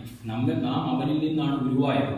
അതുകൊണ്ട് നമ്മുടെ പ്രകൃതി, നാം അടിസ്ഥാനപ്പെട്ടിരിക്കുന്ന നമ്മൾ ദൈവത്തിലാണ് വേരുന്നിരിക്കുന്നത് കൊണ്ട് നമ്മൾ ദൈവത്തിലേക്കാണ് തിരിയേണ്ടത്. അവന്റെ സമയത്താണ് തിരിയേണ്ടത്. ആ സമയത്താവുമ്പോൾ ദൈവം നമുക്ക് വേണ്ടി പ്രവർത്തിക്കുമെന്ന് നമുക്ക് കാണാൻ സാധിക്കുന്നത്. ദൈവത്തിൽ വീഴുന്നവരിടെയാണ്. നമുക്കറിയാം, ഒരു മരം ഞാൻ പറഞ്ഞു അത് ഭൂമിയിൽ നിന്നാണ് വന്നത്. അത് എത്രത്തോളം ആ ഭൂമിയിലേക്ക് വേര് ആഴ്ന്നു പോകുന്നുവോ അത്രത്തോളം എത്ര കാറ്റ് വന്നാലും എന്ത് ചെയ്യില്ല, അത് മറിഞ്ഞ് വീടില്ല. ആ വേരൂന്ന മരമാണ് എന്ത് ഏറ്റവും കൂടുതൽ വളരുന്നതും ഏത് പ്രതികൂല കാലാവസ്ഥയിലും എന്ത് ചെയ്യുന്നത്, നിലനിൽക്കുന്നത്. ദൈവത്തിലേക്ക് ദൈവത്തിനും എന്ന പ്രകൃതിയിൽ നാം നിൽക്കുന്നുണ്ട്. നാം ദൈവത്തിലേക്ക് എത്ര അടുക്കുന്നുവോ, എത്ര വേരുന്നുവോ അത്രയും നമ്മുടെ ജീവിതത്തിലെ പ്രശ്നങ്ങളും പ്രയാസങ്ങളും നമ്മൾ തളർന്നു പോകുകയില്ല എന്നുള്ളതാണ് ദൈവജനം നമ്മെ പഠിപ്പിക്കുന്നത്. അതുകൊണ്ടാണ് പറയുന്നത്, എന്തെങ്കിലും പ്രയാസങ്ങളും വന്നാലും നമ്മൾ മനുഷ്യനിൽ ആശ്രയിക്കുന്നില്ല, കാരണം യഹോവയിൽ ആശ്രയിക്കുന്നുണ്ട്. ദൈവസന്നിധിയിലേക്ക് പോയി മുട്ടുകുത്ത്, ദൈവസന്നിധിയിൽ പോയി നിൽക്ക്. ദൈവം നമുക്ക് പ്രതീക്ഷകളും ദൈവം നമുക്ക് ആശ്വാസങ്ങളും നൽകുമെന്ന് കാണുവാൻ സാധിക്കും. ദൈവഭക്തനായിട്ടുള്ള ജനറൽ വില്യം ബൂത്ത് എന്ന് പറഞ്ഞൊരു വ്യക്തിയുണ്ട്. അദ്ദേഹം ഒരു പാട്ട് എഴുതിയിട്ടുണ്ട്. ഈ നാളുകളിലൊക്കെ എന്നെ വളരെയധികം ആത്മീയവുമായി പ്രത്യേകിച്ചൊരു പാട്ടാണ്. അതിൻ്റെ വരികൾ എങ്ങനെയാണ്? കൃപാകടലെ നിന്റെ തീരത്തു ഞാൻ അനേക നാൾ ആകാംക്ഷയോടെ നിന്നെ മടങ്ങുകില്ലെന്നിവിടെ അടിയാൻ നിന്റെ പ്രവാഹം എന്നിൽ ചൊരിയാതിരുന്ന. ആ വാക്കിന്റെ അർത്ഥം എന്ന് പറയുന്നത്, കൃപാകടലെ നിന്റെ തീരത്ത് ഞാൻ അനേക നാൾ ആകാംക്ഷയോടെ നിൽക്കുകയാണ്. ഇനി ഞാൻ ഇവിടുന്നൊരു മടക്കമില്ല, നിന്റെ പ്രവാഹം എന്നിൽ ചൊരിയാതിരുന്ന. നമ്മുടെ കൃപാകടലിന്റെ മുമ്പാകെയാണ് നിൽക്കുന്നത്. ഏതു പ്രശ്നത്തിനും പരിഹാരമുള്ള, എന്തിനും കൃപ ചൊല്ലുവാൻ കഴിയുന്ന ഒരു സമുദ്രത്തിന്റെ മുമ്പാകെയാണ് നാം നിൽക്കുന്നത്. എന്നിട്ട് നാം അവിടെ നിന്ന് ഒരു തുള്ളി വെള്ളത്തിന് വേണ്ടിയിട്ട് ആഗ്രഹിക്കുക. പ്രവാഹം എന്മേൽ ചൊല്ലുവാനായിട്ട് കിടക്കുക. എൻ്റെ ജീവിതത്തിലെ മാറ്റങ്ങൾ വരുവാനായിട്ട് നിൽക്കുക. നമ്മുടെ ആവിശ്വാസമാണ് ആ പ്രവാഹം നമ്മെ ചൊരിയാതിരിക്കുന്നതെന്ന് കാണുവാനായിട്ട് ഇടയായി. പ്രിയപ്പെട്ട കൃപാകടലിന്റെ മുമ്പാകെ നാം നിൽക്കുക. അനേക നാൾ ആകാംക്ഷയോടെ നാം നിൽക്കുക. ദൈവമേ, എന്ന് മാറും ഈ ദുരിതം, എന്ന് മാറും ഈ വേദന? ദൈവം പറയാം, സമയമായിട്ടില്ല കുഞ്ഞെ, എൻ്റെ ഒരു സമയമുണ്ട്, ഞാൻ വെച്ചിരിക്കുന്ന ഒരു സമയമുണ്ട്. അന്ന് നീ ആഗ്രഹിക്കുന്നത് ഒരു തുള്ളി വെള്ളത്തിന് വേണ്ടിയിട്ടാണെങ്കിൽ ഒരു പ്രവാഹം നിന്റെ മേൽ ചൊരിയുവാനായിട്ട് ഞാൻ ആഗ്രഹിക്കുക. ദൈവസന്നിധിയിൽ നാം നിൽക്കുവാനപ്പോൾ മനസ്സിലാക്കേണ്ട കാര്യം, ദൈവം നമ്മുടെ സ്വാഭാവിക പ്രകൃതിയാണ്. അവൻ നമ്മുടെ എൻവയോൺമെന്റ് ആണ്. നാം നിൽക്കുന്നത് ദൈവത്തിലാണ്. അതുകൊണ്ട് തന്നെ നമുക്ക് ആവശ്യമായിട്ടുള്ളത് ഏത് സമയത്താണോ നമുക്ക് വളം വേണ്ടത്, ആ സമയത്ത് അത് കറക്റ്റായിട്ട് ദൈവം തന്നിരിക്കും. നാം ഭയപ്പെടേണ്ടെന്ന് ആവശ്യമില്ല. കാരണം നാം ഒരു കൃപാകടലാൽ ചുറ്റപ്പെട്ടുകൊണ്ട് അതിൻ്റെ തീരത്ത് നിൽക്കുന്ന ആളുകളാണ് നാം മനസ്സിലാക്കുവാനായിട്ട് ഇടയായിത്തീരണം. പ്രിയപ്പെട്ടതിന്മേ, അതുകൊണ്ട് ജീവിതത്തിൽ പ്രയാസങ്ങൾ വരുമ്പോൾ, പ്രതിസന്ധികൾ വരുമ്പോൾ ആരോടും പരാതി പറയണ്ട. ആരുടെ അടുത്തും ചെല്ലേണ്ട ആവശ്യമില്ല. ദൈവസന്നിധിയിലേക്ക് ചെല്ലുവാനായിട്ട് ഇടയായി തീരണം. കൃപാകടലിന് മുമ്പാകെ പോയി മുട്ടുകുത്തിയവരായി ലജ്ജിച്ചു പോയിട്ടില്ല എന്ന് നമുക്ക് കാണുവാനായിട്ട് സാധിക്കും. അഞ്ചാമതായിട്ട് വേഗത്തിൽ പറഞ്ഞു പോകുവാനായിട്ട് ഞാൻ ആഗ്രഹിക്കുകയാണ്. എന്തുകൊണ്ട് നമ്മൾ എന്തുകൊണ്ട് നാം ദൈവത്തിന്റെ സമയത്തിനായിട്ട് കാത്തിരിക്കണം? അഞ്ചാമതായിട്ട് അതിന്റെ 5 മാറി 2 പോയിന്റുകളുണ്ട്. വേഗത്തിൽ കടന്ന് പറയുവാൻ ഞാൻ ആഗ്രഹിക്കണം. ഒന്നാമത്, നമ്മൾ ഉപയോഗിക്കപ്പെട്ടുകൊണ്ടിരിക്കുകയാണ്. അത് തീരുവോളം നമ്മൾ വെയിറ്റ് ചെയ്യണം എന്നുള്ളതാണ്. അപ്പോസ്തലനായ പൗലോസ് നമുക്കറിയാം 3 വട്ടം ദൈവത്തോട് അപേക്ഷിക്കുന്നുണ്ട് അല്ലേ? എന്ത്? ഈ പ്രശ്നമൊന്ന് മാറിക്കിട്ടണം. ദൈവം പറഞ്ഞു, ഇല്ല, എന്റെ കൃപ നിനക്ക് മതി. പൗലോസ് ദൈവത്താൽ ഉപയോഗപ്പെട്ട് തീരുവോളം പൗലോസിന് യാതൊരു വിധത്തിലുള്ള ആശ്വാസം എന്ന് നൽകിയിട്ടില്ല, ദൈവം നൽകിയിട്ടില്ല. നമ്മുടെ ജീവിതത്തിൽ നമുക്കിന്ന് പ്രശ്നങ്ങളും പ്രയാസങ്ങളും വരുന്നുണ്ടെങ്കിൽ നമ്മൾ ദൈവത്താൽ ഉപയോഗപ്പെട്ടുകൊണ്ടിരിക്കുന്നു എന്നുള്ളതും കൊണ്ട് ഒരു കാരണം കൂടെ ഉണ്ട് എന്നുള്ളത് നാം ചിന്തിക്കണം. പ്രിയപ്പെട്ടവരെ, നമ്മുടെ പ്രശ്നങ്ങളും വരുമ്പോൾ നമ്മുടെ പ്രയാസത്തിലും പ്രശ്നത്തിലും നമ്മൾ എത്രത്തോളം ധൈര്യത്തോട് ദൈവത്തിന് വേണ്ടിയിട്ട് നിൽക്കും, നമ്മൾ എത്രത്തോളം ആത്മീയമായ സന്തോഷത്തോടെ ഇരിക്കുന്നുള്ളത് മറ്റുള്ളവർ കാണുമ്പോൾ അവർക്ക് ആത്മീയമായിട്ട് എന്തെങ്കിലും ഒരു ഉത്തേജനം ലഭിക്കുന്നുണ്ടെങ്കിൽ നാം ചെയ്യുന്നത് ഏറ്റവും വലിയ ശുശ്രൂഷയാണ് എന്നുള്ളത് നാം മറന്നു പോകരുത് എന്നുള്ളതാണ് പറയുന്നത്. നമ്മൾ ഉപയോഗിക്കപ്പെട്ടുകൊണ്ടിരിക്കുന്ന ഒരു കാരണം ഉള്ളത് കൊണ്ടാണ് നാം ദൈവത്തിന് വേണ്ടിയിട്ട് അനേകർക്ക് ആശ്വാസമാകുന്നത്. ഒരു ലെവലിൽ നമ്മളെ നിർത്താൻ വേണ്ടിയിട്ട് നമ്മളെ അവൻ കഷ്ടങ്ങളിലൂടെ കടത്തിവിടും. എന്നിട്ട് മറ്റുള്ളവരെ മുമ്പാകെ പ്രദർശിപ്പിച്ചിട്ട് പറയും, കണ്ടോ ഈ സഹോദരിയെ കണ്ടോ, ഈ സഹോദരനെ കണ്ടോ, ജീവിതത്തിൽ ഇത്രമേൽ പ്രയാസമുണ്ടായിട്ടും ഇത്രമേൽ വിഷമമുണ്ടായിട്ടും കർത്താവിന് വേണ്ടിയിട്ട് അവൻ നിലനിൽക്കുന്നു, കർത്താവിനെ സ്നേഹിക്കുന്നു. ആ ഒരു കാഴ്ചപ്പാട് അനേക യുവതിവാക്കന്മാർക്ക്, അനേക ആളുകൾക്ക് ആത്മീയമായിട്ട് പ്രയോജനം നൽകുന്നത് ഏറ്റവും വലിയ ശുശ്രൂഷയാണെന്ന് പറയും. ഞാൻ മാളൂരിനോട് ഇടയ്ക്കിടയ്ക്ക് പറയാറുണ്ട്, ചിലപ്പോൾ ഞാൻ 1-2 ആളുകളോടായിരിക്കും സംസാരിക്കുക, പക്ഷേ 1-2 ഹൃദയങ്ങൾക്കെങ്കിലും ആശ്വാസം എനിക്ക് നൽകുവാൻ സാധിക്കുന്നുണ്ടെങ്കിൽ അത് ഞാൻ എൻ്റെ ജീവിതത്തിൽ ചെയ്യുന്ന ഏറ്റവും വലിയ ശുശ്രൂഷയായിട്ടാണ് കണക്കാക്കപ്പെടുക എന്നുള്ളത്. ഞാൻ പറഞ്ഞു മനസ്സിലായില്ലേ? നിങ്ങൾ ബൈബിളിലെ കാര്യങ്ങൾ എടുത്ത് നോക്കിക്കേ. കുറേനക്കാരനായ ശീമോനെ നാം അതിനു മുമ്പോ അതിനുശേഷമോ കണ്ടിട്ടില്ല. അവൻ ജീവിച്ചത് ഒരേ ഒരു കാര്യത്തിന് വേണ്ടിയിട്ടാണ്, നമ്മുടെ കർത്താവിൻ്റെ ക്രൂശിലുമൊക്കെ. രാഹാബ് എന്ന വേശ്യ നമ്മൾ അതിനു മുമ്പോ എവിടെയോ കണ്ടിട്ടില്ല, പക്ഷേ ദൈവദാസന്മാർക്ക് വേണ്ടിയിട്ട് രക്ഷാമാർഗം ഒരുക്കുന്ന ഓരോറ്റ അവസരത്തിൽ പക്ഷെ ഇന്ന് എന്ത് ചെയ്യുന്നു? ദൈവം അവളെ ഓർക്കുന്നു. ഏലിയാവിൻ്റെ വിധവയെ നമ്മൾ എവിടെയും കണ്ടിട്ടില്ല, പക്ഷെ എന്താ, ആ ഒരു സന്ദർഭത്തിൽ ദൈവം അവരെ ഉപയോഗിച്ചു. ദൈവം അങ്ങനെ ഉപയോഗിക്കാതെ നമ്മൾ ദൈവം എപ്പോഴും അങ്ങനെ വലിയ വലിയ കാര്യങ്ങൾക്ക് വേണ്ടിയിട്ട് ഉപയോഗിക്കുന്നില്ല.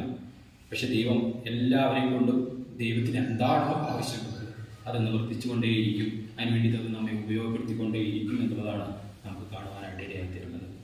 പ്രിയപ്പെട്ട ദൈവമേ, ദൈവം നമ്മെ ഉപയോഗിക്കുന്നുണ്ട് എന്നുള്ളതും കൂടെ നാം മനസ്സിലാക്കണം. അതിന് വേണ്ടിയിട്ടാണ് അവൻ നമ്മെ പരീക്ഷയോടെ കടത്തിവിടുന്നത്. നമുക്ക് തോന്നും നമ്മൾ എന്തുകൊണ്ടാണ് വേദനയും പ്രയാസവും വീണ്ടും വീണ്ടും അനുഭവിക്കുന്നത്, എന്നിട്ട് നമുക്ക് ആ ദൈവത്തോട് ആത്മീയമായിട്ടൊരു കുറവും വരുന്നില്ല എങ്കിൽ, നമുക്കൊരു സന്തോഷവും സമാധാനവും ഇടയ്ക്കിടയ്ക്ക് വരുന്നുണ്ട്, നമ്മൾ പിടിച്ചു നിൽക്കുന്നുണ്ടെങ്കിൽ നമ്മളെ കാണുന്ന വീക്ഷിക്കുന്ന അനേകർക്ക് അത് ആത്മീയമായ ഉത്തേജനം. മനസ്സിലായില്ലേ? അതൊരു ഏറ്റവും വലിയ ശുശ്രൂഷയാണെന്നുള്ളതാണ് ഞാൻ പറഞ്ഞു വന്നത്. അപ്പോസ്തലനായ പൗലോസ് ഈ കഷ്ടതയും ഈ കണ്ണുനീരും ഈ കണ്ണിൽ കൂടെ ഒഴുകുന്ന ഈ പഴുത്ത ഈ ഒരു നശിച്ച ഒരു അസുഖവും വെച്ചുകൊണ്ട് അവൻ അനേകം ആളുകളെ നേടുന്നത് കണ്ടതുകൊണ്ടാണ് അവനെ പിൻഗമിച്ച അനേക ശിഷ്യന്മാർക്ക് ദൈവത്തിന് വേണ്ടിയിട്ട് അനേകരെ നേടുവാനായിട്ട്, അനേക സ്ഥലസഭകൾക്ക് ദൈവത്തിന് വേണ്ടിയിട്ട് അനേകം നിൽക്കുവാനായിട്ട് ഉത്തേജനമായി നിന്ന് കാണാൻ സാധിക്കും. മനസ്സിലായില്ലേ? നമുക്ക് അപ്പോസ്തലനായ പൗലോസിന്റെ എഴുത്തുകൾ എടുത്തു നോക്ക്. അപ്പോസ്തലനായ പൗലോസ് സന്തോഷിക്കുമ്പോൾ സന്തോഷിക്കുന്ന, അവൻ കരയുമ്പോൾ കരയുന്ന ഒരു സഭ പല സ്ഥലസഭകളും ഉണ്ടായിരുന്നെന്ന് കാണാൻ സാധിക്കും. എന്തുകൊണ്ട്? അവരെല്ലാം അപ്പോസ്തലനായ പൗലോസിനെ കോപ്പി ചെയ്യുക, അവനെ പകർത്തുക. ഏത് പ്രയാസത്തിന്റെ മധ്യത്തിലും ഏത് പ്രശ്നങ്ങളുടെ മധ്യത്തിലും ഈ ദൈവദാസൻ എന്താണ് ചെയ്യുന്നത്, ദൈവത്തിന് വേണ്ടി എങ്ങനെ നിൽക്കുന്നു, മനസ്സിലായില്ലേ? അത് കണ്ടുകൊണ്ടിരിക്കുന്ന ഒരു തലമുറയുണ്ട്. പ്രിയപ്പെട്ടവരെ, നമ്മുടെ ജീവിതം ദൈവം ഉപയോഗിച്ചുകൊണ്ടിരിക്കുകയാണ്. നമ്മുടെ ജീവിതം കൊണ്ട് ചില കാര്യങ്ങൾ നടന്നുകൊണ്ടിരിക്കുക, നമ്മളത് കാണുന്നില്ല, നമ്മുടെ കണ്ണത് കാണുന്നില്ല. പക്ഷെ ദൈവം നമ്മളെ ഉപയോഗിച്ചുകൊണ്ടിരിക്കുന്ന അനേകർക്ക്, ഞാൻ കാരണം എനിക്ക് നിൽക്കുവാനുള്ള കൃപ ലഭിച്ചത് കൊണ്ട് എന്റെ സഹിക്കാനുള്ള ശക്തി കണ്ടിട്ട് അനേക ആളുകൾക്ക് കണ്ടോ, ഈ സഹോദരിയെ കണ്ടോ, ഈ സഹോദരനെ കണ്ടോ, ഈ പ്രയാസത്തിന്റെ മധ്യത്തിലും ദൈവത്തിന് വേണ്ടിയിട്ട് എത്രത്തോളം ധൈര്യമായിട്ട് നിൽക്കുന്നു എന്ന് കാണുമ്പോൾ അതിൽ ആശ്വാസം കണ്ടെത്തുന്ന അനേകരുണ്ട് എന്നുള്ളത് നമുക്ക് കാണുവാനായിട്ട് ഇടയായിത്തീരും. ദൈവം നമ്മെ ഉപയോഗിച്ചു കൊണ്ടിരിക്കുന്നു. അത് തീരുവോളം, ആ സമയം തീരുവോളം ദൈവത്തിന്റെ സമയത്തിനായിട്ട് നാം വെയിറ്റ് ചെയ്യണമെന്നുള്ളത് നമുക്ക് കാണുവാനായിട്ട് ഇടയായിത്തീരുകയാണ്. ആറാമതായിട്ട് വെട്ടത്ത് വേഗത്തിൽ തന്നെ അവസാനത്തെ പോയിന്റും കൂടെ പറഞ്ഞുകൊണ്ട് ഞാൻ നിർത്തുവാനായിട്ട് ആഗ്രഹിക്കുകയാണ്. എന്തുകൊണ്ട് നാം ദൈവത്തിന്റെ സമയത്തിന് വേണ്ടിയിട്ട് വെയിറ്റ് ചെയ്യണം? നമുക്ക് ലഭിക്കുവാൻ പോകുന്ന കാര്യത്തിന്റെ വില നമുക്ക് മനസ്സിലാകണമെങ്കിൽ എന്ത് ചെയ്യണം? വെയിറ്റ് ചെയ്യണം. അതായത് യോഹന്നാന്റെ സുവിശേഷം, സമയക്രമം കൊണ്ട് ഞാൻ വായിക്കുന്നില്ല, യോഹന്നാന്റെ സുവിശേഷം 5-ാം അധ്യായത്തിലെ 5 മുതൽ 7 വരെയുള്ള വാക്യങ്ങൾ വായിക്കുമ്പോൾ 38 വർഷമായിട്ട് രോഗം ബാധിച്ച് കുളത്തിന് അരികെ കിടന്നൊരു വ്യക്തിയെ കുറിച്ച് പറയുന്നുണ്ട് അല്ലേ? ശിലോഹം കുളത്തിന് മുമ്പ് 38 വർഷം, ദീർഘവർഷങ്ങൾ. ഒരു മനുഷ്യന്റെ ഏറ്റവും വലിയ ആയുസ് എന്ന് പറയുന്നത് ഏകദേശം 70 വർഷമൊക്കെ മാക്സിമം. അതിൽ 38-40 വയസ്സുള്ള അടുത്തും ഒരു മനുഷ്യന് അസുഖബാധിതനായിട്ട് കിടക്കാം. പലവട്ടം കർത്താവായ യേശുക്രിസ്തു പരസ്യ ശുശ്രൂഷ ആരംഭിച്ച ശേഷം പലവട്ടം കർത്താവ് യേശുവിന്റെ വാരത്തിൽ വന്നിട്ടുണ്ട്, പോയിട്ടുണ്ട്. കർത്താവ് അങ്ങോട്ട് ചെന്നിട്ടില്ല. 38 വർഷം കഴിഞ്ഞ് നിങ്ങൾ ആ 5-ാം അധ്യായത്തിലേക്ക് ഒന്ന് വന്നേ. അവിടെ ഒരു വാക്യമുണ്ട്, നമുക്ക് വായിച്ചാൽ മനസ്സിലാവുള്ളൂ. യോഹന്നാന്റെ സുവിശേഷം 5-ാം അധ്യായം അതിന്റെ 7-ാമത്തെ വാക്യം ഒന്ന് വായിച്ചാൽ മതി. ചോദ്യം അവരോട്, യജമാനനെ വെള്ളം കലങ്ങുമ്പോൾ എന്നെ കുളത്തിലാക്കുവാൻ എനിക്ക് ആരുമില്ല. ഞാൻ തന്നെ എഴുന്നേറ്റ് ചെല്ലുമ്പോൾ മറ്റൊരുവൻ എനിക്ക് മുമ്പായി വന്നു. കർത്താവ് എന്താ അവരോട് ചോദിച്ചേ? നിനക്ക് സൗഖ്യമാകുവാൻ മനസ്സുണ്ടോ? അവൻ എന്താ ആൻസർ പറഞ്ഞത്? എന്നെ ആരും കുളത്തിലാക്കുവാന് ഇല്ല. സൗഖ്യപ്പെടണമെന്നുള്ളൊരു ബോധ്യം എന്തില്ല, അത് പുള്ളിന്റെ മൈൻഡിൽ നിന്ന് പോയി. സൗഖ്യമാകാൻ മനസ്സുണ്ടോ? അല്ല, സൗഖ്യമാണോ പെട്ടെന്ന്, അതല്ല, പരാതിയാണ്. കാരണം പുള്ളി പ്രതീക്ഷ നഷ്ടപ്പെട്ടു. അത് പ്രതീക്ഷ നഷ്ടപ്പെട്ടവന്റെ വാചകമാണ്. എന്നെ ഇനി ആരും വേണ്ട, എന്നെ ഇനി കൊണ്ടുവിടാൻ ആരുമില്ല. നമ്മുടെയൊക്കെ ലൈഫ് അങ്ങനെയാണ്. നമുക്ക് പ്രതീക്ഷ നഷ്ടപ്പെട്ടവർ, എന്റെ പ്രശ്നങ്ങളൊന്നും മാറില്ല, എന്റെ ജീവിതം ഇങ്ങനെ തന്നെയാണ്, എന്റെ ജീവിതം ഇങ്ങനെ തന്നെ പോവുള്ളൂ. കർത്താവ് വെച്ച് നിനക്ക് സൗഖ്യമാകാൻ മനസ്സുണ്ടോ? ഉടനെ അതിന് എനിക്ക് സൗഖ്യം എന്ന് ചിന്തിക്കുന്ന ആളെന്താ പറയാ? എനിക്ക് മനസ്സുണ്ട് കർത്താവേ, പെട്ടെന്ന് തന്നെ സൗഖ്യമാക്കും, എങ്ങനെയല്ല പറയാം. പക്ഷെ എന്താ കുട്ടി, എന്നെ കൊണ്ടുവിടാൻ ആരുമില്ല. ഇതാ എന്റെ പ്രശ്നം. പുള്ളി പരാതി പറയാം. മനസ്സിലായില്ലേ? ഇതാണ് നമ്മുടെയൊക്കെ പ്രശ്നം. പ്രിയപ്പെട്ട ദൈവമേ, ആ മനുഷ്യന് പ്രതീക്ഷ നഷ്ടപ്പെട്ടു, സകലം നഷ്ടപ്പെട്ടു. ഇനി ഒന്നുമില്ല, ഇനി ആര് ചോദിച്ചാലും എനിക്കൊരു കൃത്യതയൊന്നുമില്ല, എനിക്ക് പരാതിയെ പറയാനുള്ളൂ. നമ്മുടെ ജീവിതത്തിന്റെ പ്രതീക്ഷ നഷ്ടപ്പെട്ടെന്ന് നമുക്ക് മനസ്സിലാകുന്നത്, നമുക്ക് ഇനി യാതൊന്നുമില്ല, നമ്മുടെ പ്രതീക്ഷ നഷ്ടപ്പെട്ടെന്ന് പോകുന്ന ഒരു പോയിന്റ് ഉണ്ടല്ലോ, ആ പോയിന്റിലെ കർത്താവ് പ്രവർത്തിക്കുള്ളൂ. മനസ്സിലായില്ലേ? നമ്മുടെ ജീവിതത്തിൽ നമുക്ക് പ്രതീക്ഷയുണ്ട്. ഞാൻ ഇന്ന ഡോക്ടറിന്റെ അടുത്ത് പോയാൽ ശരിയാവും, അല്ലെങ്കിൽ ഇന്ന ആളുകളുടെ കാര്യത്തിൽ പോയാൽ പ്രശ്നങ്ങൾ മാറും. നമ്മുടെ ജീവിതത്തിന്റെ അവസാനത്തിൽ സകല പ്രതീക്ഷയും നഷ്ടപ്പെട്ട അവസരത്തിൽ ദൈവം പ്രവർത്തിക്കുമെന്നുള്ള അന്നേരം കർത്താവ് അവിടെ വെളിപ്പെട്ടുള്ളൂ. അന്നേരം ദൈവം പ്രവർത്തിക്കും. നമ്മൾ രക്ഷപ്പെട്ടത് അങ്ങനെയല്ലേ? ജീവിതത്തിലെ എല്ലാ പ്രതീക്ഷയും നഷ്ടപ്പെട്ട് ഇനി എവിടെ പോയാലും രക്ഷയില്ലാന്ന് മനസ്സിലായ ആ പോയിന്റിലല്ലേ കർത്താവിനെ നമ്മൾ കണ്ടെത്തിയത്. ദൈവം അങ്ങനെ പ്രവർത്തിക്കുള്ളൂ എന്ന് നമുക്ക് മനസ്സിലാക്കാൻ സാധിക്കും. അതുകൊണ്ടാണ് എത്രയൊക്കെ ഉണ്ടെങ്കിലും നമ്മൾ എത്രയൊക്കെ സഹിച്ചോ ഒരു പോയിന്റ് എത്തുമ്പോൾ നമ്മൾ പ്രതീക്ഷയൊക്കെ നഷ്ടപ്പെടും. അന്നേരം പറയും ദൈവം ഇപ്പോൾ മതി. മനസ്സിലായില്ല? നിറച്ചു കഴിഞ്ഞു. അവരുടെയൊക്കെ പ്രതീക്ഷ നഷ്ടപ്പെട്ടു പോയി കാണും. 6 കൊട്ട വെള്ളം നിറയ്ക്കുകയാണ്, മതി, മടുത്തു. കർത്താവ് പറഞ്ഞു ഇപ്പോൾ മതി, ഇനി കൊണ്ട് വിരുന്നാഴിക്ക് കൊടുക്കുക. പ്രിയപ്പെട്ട ദൈവമേ, നമുക്ക് ലഭിക്കുന്നതിന്റെ വില അപ്പടേ എന്ത് ചെയ്യുള്ളൂ? കാത്തിരുന്ന് കിട്ടുന്നതിന് എന്തൊരു വിലയുണ്ടല്ലേ? കാത്തിരുന്ന് കിട്ടുന്നതിന് വില നമുക്കറിയാം. 40 വർഷം മരുഭൂമിയിൽ കൂടെ നടത്തിയ ശേഷമാണ് എന്ത് ചെയ്തത്? കനാൻ ദേശം കാണിച്ചു കൊടുത്തത്. നിങ്ങൾ നടക്കുക, നിങ്ങൾ മനസ്സിലാക്കണം വില എന്താണ്, നിങ്ങൾക്ക് കിട്ടുന്ന കനാൻ ദേശത്തിന്റെ വില എന്താണെന്ന് മനസ്സിലാക്കണം. നമ്മൾ ചിന്തിക്കാറ് എന്തുകൊണ്ട് യേശുക്രിസ്തുവിനെ ഈ 2000 വർഷങ്ങൾക്ക് അപ്പുറം വന്ന് ക്രൂശിച്ചു, എന്തുകൊണ്ട് ഇസ്രായേൽ ജനത്തിന് അന്നേ ക്രൂശിച്ച് അല്ലെങ്കിൽ അന്നേ തന്നെ ഒരു രക്ഷാമാർഗം ഒരുക്കി കൊടുക്കാത്തത്? അവനെ പഠിപ്പിച്ചു, നീ പല യാഗങ്ങളും ചെയ്യും, നീ വീണ്ടും നിനക്ക് ഏറ്റവും സമ്പത്തുള്ള നിന്റെ ഏറ്റവും നല്ല ചെമ്മരിയാടിനെ കൊണ്ട് നീ യാഗം കൊടുത്ത്, എന്നിട്ട് വീണ്ടും നിനക്ക് മനസ്സിലാക്കി ഇതുകൊണ്ടൊന്നും ഒരു ഗുണമില്ല, ഞാൻ വീണ്ടും എന്ത് ചെയ്യണം? യാഗം ചെയ്യണം. അങ്ങനെ മനസ്സിലാക്കി നീ പാപയാഗത്തിന്റെ വില എന്താണ്, പാപമോചനത്തിന്റെ വില എന്താണ് നീ മനസ്സിലാക്കി. അതിനുശേഷം എന്റെ പുത്രൻ ഞാൻ എന്ത് ചെയ്യും? അയക്കും. വില പഠിപ്പിച്ചിട്ട് ദൈവം എന്ത് ചെയ്യുന്നു? എന്ത് തരുള്ളൂ എന്നാണ് കാണുന്നത്. ദൈവം ആരൊക്കെ എന്തൊക്കെ ദൈവം കൊടുത്തിട്ടുണ്ടോ അവരെല്ലാം ആദ്യം ചെയ്തിട്ടുണ്ട്. നമ്മുടെ എന്താണ് പലരെയും ദൈവം എന്ത് ചെയ്തു? പല കഷ്ടങ്ങളിലൂടെയും കടത്തിവിട്ട ശേഷമാണ് എന്ത് ചെയ്യുന്നത്? ദൈവം അവരെ പലതും പഠിപ്പിച്ചതെന്ന് നമുക്ക് കാണുവാനായിട്ട് സാധിക്കും. പ്രിയപ്പെട്ട ദൈവമേ, ദൈവം വില മനസ്സിലാക്കിയ ശേഷമാണ് എന്ത്? ദൈവം കഷ്ടത്തിലൂടെ കടത്തിവിട്ട ശേഷമാണ് എന്ത്? ദൈവം നമ്മ തരുള്ളൂ എന്ന് നമുക്ക് കാണാൻ കഴിയും. യോസഫിനെ പടുകുഴി തള്ളിയിട്ട് അടിമകൾക്ക് വിറ്റ് അവനെ നരകിക്കാവുന്ന അത്രയും നരകിപ്പിച്ച ശേഷം എന്താണ് ദൈവം മനസ്സിലാക്കി കൊടുത്തത്? എന്താ? കുഴി മാത്രമല്ല നിനക്കുള്ളത്, നീ ഇസ്രായേലിലെ രണ്ടാമനായിട്ട് നിന്നെ ഞാൻ ഉയർത്താൻ വേണ്ടി പോവുക. ദൈവം യോസഫിന് മനസ്സിലാകണമായിരുന്നു സ്വാതന്ത്ര്യത്തിന്റെ വില എന്താ. യോസഫിന് മനസ്സിലാകണമായിരുന്നു അഭിമാനത്തിന്റെ, ലോകത്തിലെ ഏറ്റവും വലിയ പദ്ധതി നിൽക്കുന്ന അഭിമാനം. അവൻ ആഗ്രഹമുണ്ടായിരുന്നു സഹോദരന്മാരുടെ മേലിൽ നിൽക്കാൻ, പക്ഷെ അവനൊന്നും ചെയ്തില്ല. ദൈവം പറഞ്ഞു, നീ ആദ്യം താഴെ കിടക്കുക, നീ അതിന്റെ വില പഠിക്കുക, ദൈവം നിന്നെ വലിയവനാ. പ്രിയപ്പെട്ട ദൈവം എന്ത് ചെയ്യുന്നതാണെങ്കിലും ദൈവം ആദ്യം പഠിപ്പിച്ചിട്ട്, എൻ്റെ ജീവിതത്തിൽ സാമ്പത്തികമായ പ്രയാസമുണ്ടെങ്കിൽ, എൻ്റെ ജീവിതത്തിൽ രോഗങ്ങൾ പ്രയാസമുണ്ടെങ്കിൽ എനിക്കതിൻ്റെ വില മനസ്സിലാകുന്നത് വരെ എന്നെ അടിച്ചുകൊണ്ടിരിക്കും. എന്നെ സാമ്പത്തിക പ്രയാസങ്ങളിലൂടെ, എന്നെ രോഗപ്രയാസങ്ങളിലൂടെ ദൈവം കടത്തിവെട്ടിക്കൊണ്ടിരിക്കും. എന്നിട്ട് ദൈവം അതിൻ്റെ അവസാനമെത്തുമ്പോൾ പറയും, മതി, ഇപ്പോൾ നിനക്ക് വേണ്ടുന്ന നന്മ ഞാൻ നൽകുവാനായിട്ട് പോവുകയാണ്. അന്നേരം നിനക്ക് കിട്ടിയതിൻ്റെ വില എന്താണെന്ന് മനസ്സിലാവും. എവിടെ ജനമേ, ദൈവം പഠിപ്പിച്ച ശേഷം, വില പഠിപ്പിച്ച ശേഷം മാത്രമേ ദൈവം എന്തും തരുള്ളൂ. അതുകൊണ്ട് ദൈവത്തിൻ്റെ സമയത്തിന് വേണ്ടിയിട്ട് നാം കാത്തിരിക്കുവാനായിട്ട് ഇടയായിത്തീരണം. നമ്മൾ പ്രതീക്ഷ നഷ്ടപ്പെട്ട് എലിയനെ പോലെ ചൂരച്ചെടിയുടെ കീഴിൽ ഇരുന്നുകൊണ്ട് ഇനി മരിക്കുവാൻ മതി എന്ന് ചിന്തിക്കുന്ന ഒരു അവസ്ഥ നമ്മുടെ ജീവിതത്തിൽ എത്തുന്നത് വരെ ഒരു പക്ഷേ ദൈവം നമ്മെ പരീക്ഷകളോട് കടത്തിവിട്ടുകൊണ്ടിരിക്കും. സകല പ്രതീക്ഷകളും നമ്മൾ നഷ്ടപ്പെട്ട് ഇനി ഒന്നുമില്ലല്ലോ എൻ്റെ മുമ്പിൽ എന്ന് ചിന്തിക്കുന്ന ഒരു പോയിന്റിൽ നാം എത്തുമ്പോൾ ദൈവം പ്രവർത്തിക്കും എന്നുള്ളതാണ് നമ്മുടെ ദൈവത്തിന്റെ പ്രവർത്തന രീതി എന്ന് മനസ്സിലായില്ലേ? അതുകൊണ്ട് എന്തെങ്കിലും പ്രയാസമോ പ്രശ്നങ്ങളോ വേദനകളോ വരുമ്പോൾ നമ്മൾ മനസ്സിലാക്കേണ്ടുന്ന ഒരു കാര്യമുണ്ട്. ഇതൊന്നും കാണാതെ കണ്ണും അടച്ച് കണ്ണും പൂട്ടി ഒന്നും അറിയാതെ ഞാനൊന്നും അറിയില്ല എന്നുള്ള ഭാവത്തിൽ ഇരിക്കുന്ന ഒരു ദൈവമല്ല. ദൈവം നോക്കുക, അവൻ എത്രത്തോളം വെള്ളം വരെ കൊണ്ടുവരും, അവൻ എത്രത്തോളം ഇടം വരെ നടന്നു വരും. അതിന് വേണ്ടിയിട്ട്, ആ പോയിന്റിന് വേണ്ടിയിട്ട് ദൈവം കാത്തിരിക്കുക. അതുകൊണ്ടാണ് ഞാൻ പറഞ്ഞത്, എന്തൊക്കെ പ്രയാസം വന്നാലും എന്തൊക്കെ വേദനകൾ വന്നാലും നമ്മുടെ കാൽക്കുലേഷൻ വേണ്ട. ദൈവമേ, നിനക്കൊരു പദ്ധതിയുണ്ട് എന്നെക്കുറിച്ച്. ഒന്നില്ലെങ്കിൽ നീ എന്നെ ഉപയോഗിച്ചുകൊണ്ടിരിക്കുക. അപ്പോസ്തലനായ പൗലോസിനെ ഉപയോഗിച്ചുകൊണ്ട് അനേകർക്ക് ആശ്വാസമാകുവാനായിട്ട് എന്നെ ഉപയോഗിച്ചുകൊണ്ടിരിക്കുക. ഇല്ല എങ്കിൽ നിന്റെ സമയത്തിന് വേണ്ടിയിട്ട് ഇനിയും ഞാൻ കാത്തിരിക്കേണ്ടതായിട്ട് ആവശ്യമുണ്ട്. നിന്റെ സമയത്ത് അത് ദൈവം നന്നായിട്ട് ചെയ്യും. ദൈവം എന്ത് ചെയ്താലും അവൻ തന്നെ സ്നേഹിക്കുന്നവർക്ക് ഒരുക്കിയിട്ടുള്ളത് ഒരു കണ്ണ് കണ്ടിട്ടില്ല, ഒരു മനുഷ്യന്റെ ഹൃദയത്തിൽ തോന്നിയിട്ടില്ല. അല്ലെ, ദൈവം തന്നെ സ്നേഹിക്കുന്ന നിർണയപ്രകാരം സകലവും നന്മയ്ക്കായി കൂടി ഇവിടെ ഞാൻ എൻ്റെ വാക്കുകൾ അവസാനിക്കുക. നമ്മുടെ ജീവിതത്തിൽ പലവിധമായ പ്രയാസങ്ങളിലൂടെ കടന്നു പോകുമ്പോൾ എന്തിനാ കർത്താവ് എത്ര നാളായി തുടങ്ങിയിട്ട് ദൈവം പറഞ്ഞ ആയിട്ടില്ല, കുഞ്ഞെ, സമയമായിട്ടില്ല. ഞാൻ പ്രവർത്തിക്കേണ്ടുന്ന എൻ്റെ ഒരു സമയമുണ്ട്, ദൈവത്തിൻ്റെ സമയം, എൻ്റെ സമയമുണ്ട്. ആ സമയമാവുമ്പോൾ ചെയ്യേണ്ടത് എന്താണെന്ന് എനിക്കറിയാം. നീ എന്നിലാണ് വളരുന്നത്, നീ എൻ്റെ ഭാഗമോ, നീ ഞാനാണ്, നീ എന്നിൽ നിന്നുണ്ടായത്. അതുകൊണ്ട് എൻ്റെ ഹൃദയത്തിൽ എന്താണ് സംഭവിക്കുക, എൻ്റെ ശരീരത്തിൽ എന്താ സംഭവിക്കുന്നത് എനിക്ക് നന്നായിട്ട് അറിയാം. നീ എൻ്റെ ശരീരത്തിൻ്റെ ഭാഗമാണെങ്കിൽ എനിക്ക് ആവശ്യമായ പോഷകം ഞാൻ അതത് സമയത്ത് തന്നിരിക്കും, തക്ക സമയത്ത് തന്നിരിക്കും എന്നുള്ളതാണ് ദൈവം. അതുകൊണ്ട് നമ്മൾ പ്രയാസങ്ങളും വേദനകളിലൊന്നും നാം അതേപെട്ട് പോകണ്ട. എല്ലാം അറിയുന്ന, എല്ലാം കാണുന്ന, നമ്മെ മനസ്സിലാക്കുന്ന ഒരു ദൈവം ജീവിക്കുന്നുണ്ട്. അവനറിയാം എപ്പം എന്ത് സമയത്ത് എന്ത് കൊടുക്കണം. ആ സമയത്ത് അവൻ അത് കൃത്യമായിട്ട് നമുക്ക് തന്നിരിക്കും.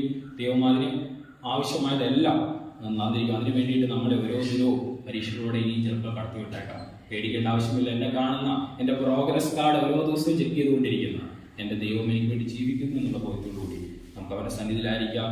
ദൈവത്തിൻ്റെ സമയത്തിനായിട്ട് കാത്തിരിക്കാം. നമ്മുടെ സമയമല്ല ദൈവത്തിൻ്റെ സമയം, നമ്മുടെ വിചാരങ്ങളല്ല അവൻ്റെ വിചാരങ്ങൾ. അവൻ്റെ വിചാരങ്ങൾ ആകാശത്തിനും മീതെ വലുതാണ്. അത് നന്മ മാത്രമേ കൊണ്ടുവരികയുള്ളൂ എന്നുള്ളത് കണ്ടുകൊണ്ട് നമുക്ക് ജീവിക്കാനായിട്ട് ഇടയായിത്തീരും. നമുക്ക് ചിലപ്പോഴത്തേക്ക് നമ്മുടെ ജീവിതത്തിൽ നോയായിരിക്കാം പറയുന്നത്, പക്ഷെ ആ നോയ്ക്ക് ഒരു വലിയ ആൻസറുണ്ട്. നമ്മുടെ തലമുറകൾ ചിലപ്പം നാം അനുഭവിക്കുന്ന കഷ്ടപ്പാടുകൾ കൊണ്ട് നാളെ നമ്മുടെ തലമുറകൾ ദൈവത്തിൻ്റെ നാമം മഹത്വപ്പെടുവാൻ, അവർ നമ്മുടെ പേരിൽ അറിയപ്പെടുവാനായിട്ട് ഇടയായിത്തീരും. ദൈവം അങ്ങനെയൊക്കെയാണ് പ്രവർത്തിക്കുന്നത്. ദൈവത്തിൻ്റെ നാമം മഹത്വപ്പെടുമാറാകട്ടെ. ദൈവസന്നിധിയിൽ കൂടുതൽ ശക്തിയുള്ളവരായിട്ട് സന്തോഷത്തോടെയും സമാധാനത്തോടെയും നമുക്കായിരിക്കാം. ദൈവത്തിൻ്റെ നാമം എന്നേക്കും മഹത്വപ്പെടുമാറാകട്ടെ.